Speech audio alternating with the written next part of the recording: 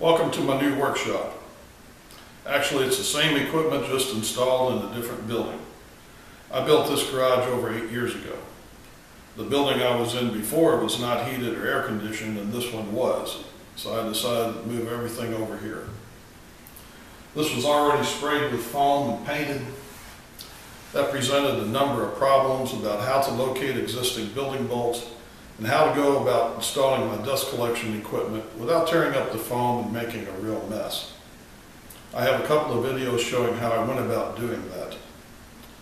Given time and the assistance of a few good friends, I finally got this done, and now I'm up and running again.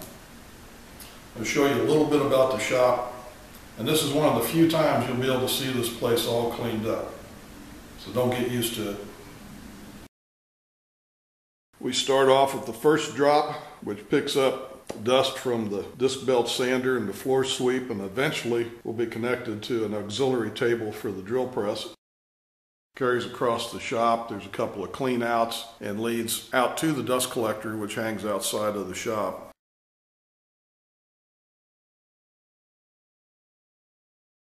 The return air goes up to the return air plenum and feeds the 4 filter bags, which drops out any fine material which somehow escapes the cyclone.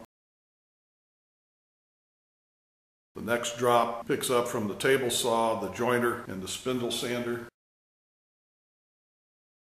Carries across to another clean out around the corner to the third drop, picks up from the compound miter saw, and an extra hose hangs there for the drum sander or planer. And the fourth drop, which picks up from the bandsaw and the router table, and a planned second floor sweep on the bottom.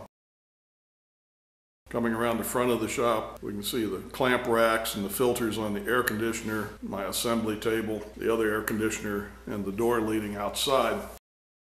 Where I'm using hand tools like the sander and that, I generally use the shop vac with the cyclone separator.